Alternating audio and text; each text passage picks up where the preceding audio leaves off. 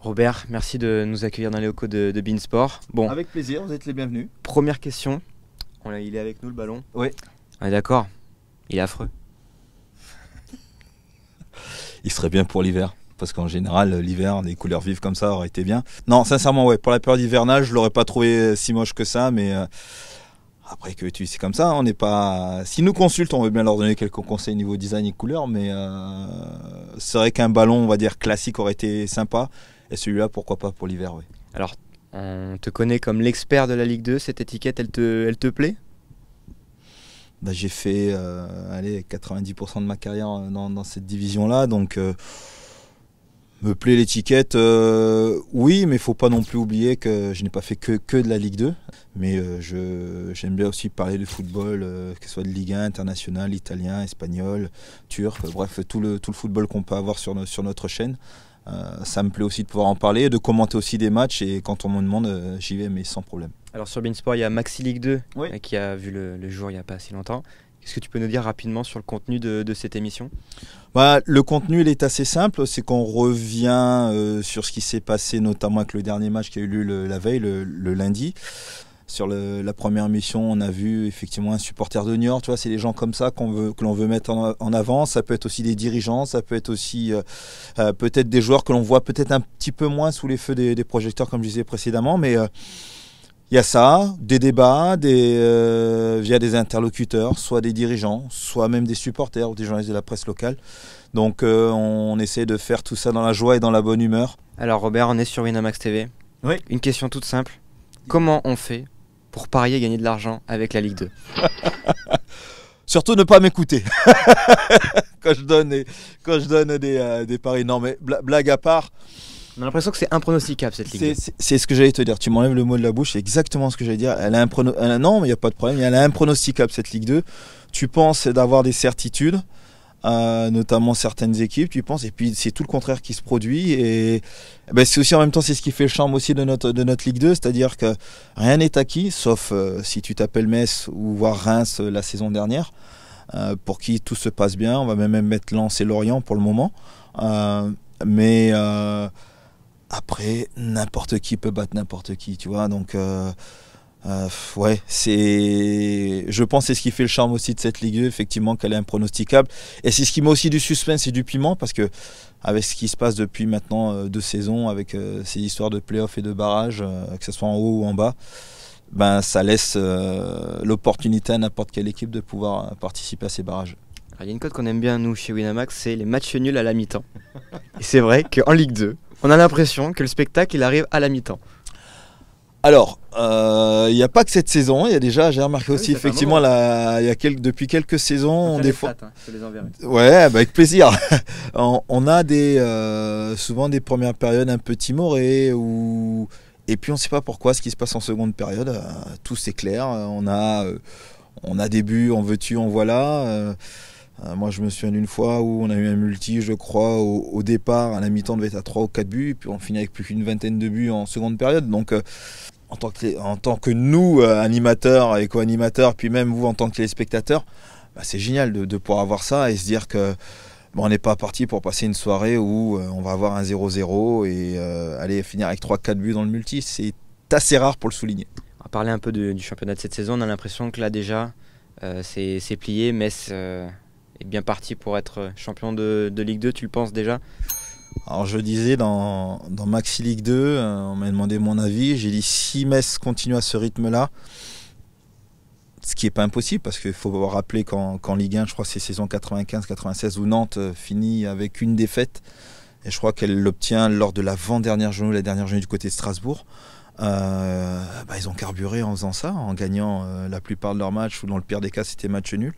Donc si Metz a la bonne idée de continuer sur ce train-là, ouais, je pense que pour fin mars, ça peut être plié. Sincèrement, sur ce que je vois de Metz aujourd'hui, ça m'étonnerait qu'il s'écroule au passage.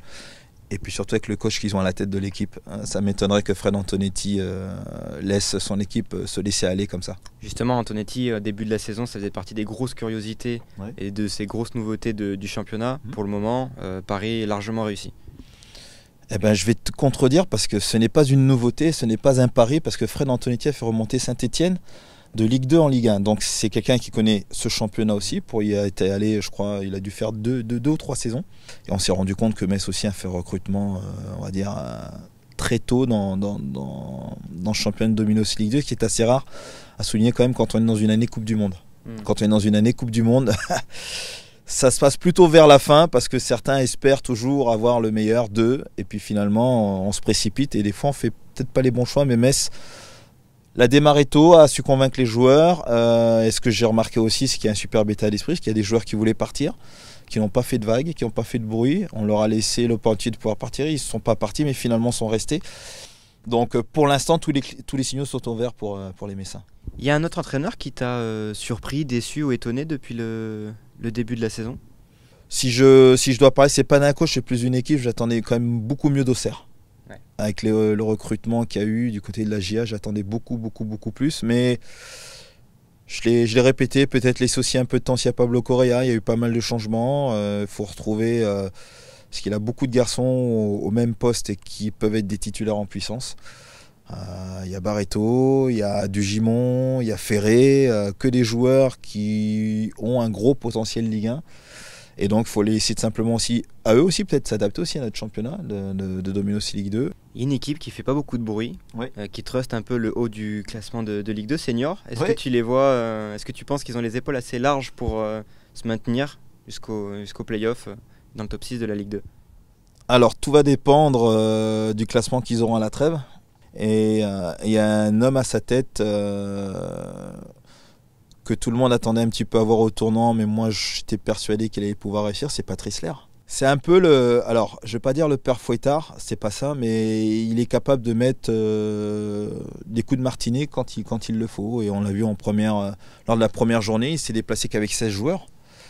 Parce que certains ne l'avaient pas satisfait, notamment dans le rendement, mais surtout dans le comportement. C'est quelqu'un qui est très exigeant avec le comportement.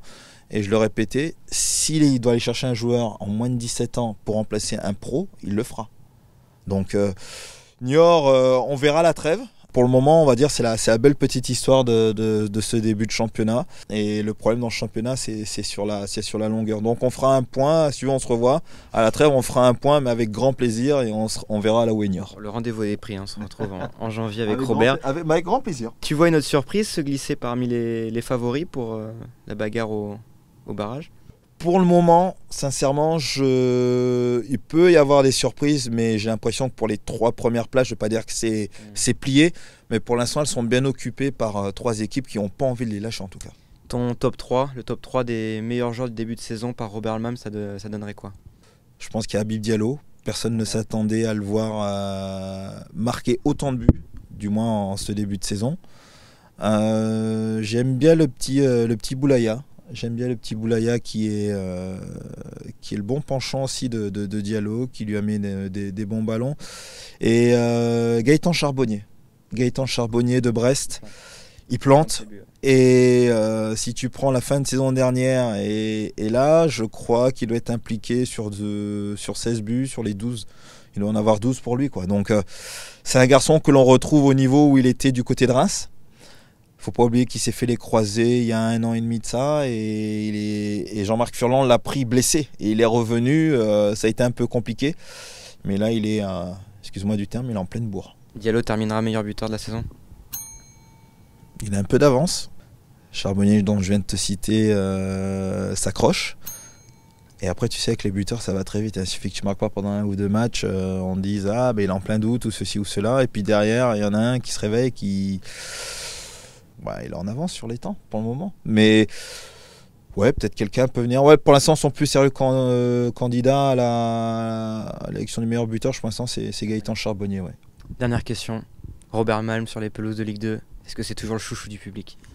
Il faut que tu ailles faire un sondage.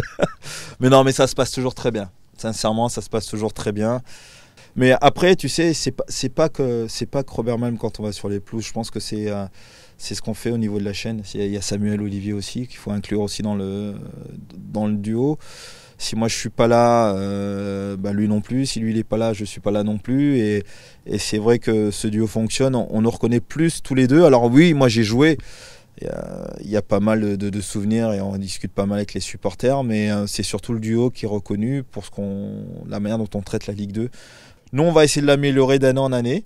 Je pense qu'on y arrive et puis après, écoute, j'espère qu'on la gardera le plus longtemps possible cette Ligue 2. C'est beau, c'était bien vendu, tu auras ton augmentation, t'inquiète pas Robert, tout a été nickel.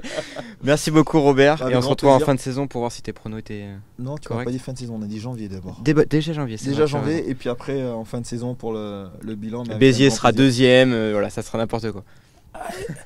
Écoute, c'est la magie de notre championnat, donc tout peut arriver. Merci Robert, avec plaisir, à bientôt. They say, look at that girl, look at that boy.